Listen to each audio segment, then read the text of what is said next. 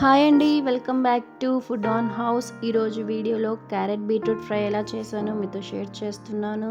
ముందుగా carrot beetroot తొక్కు తీసి బాగా శుభ్రం చేసుకోవాలి. తర్వాత క్యారెట్ని బీట్రూట్ని స్మాల్ పీసెస్గా కట్ చేసుకోవాలి.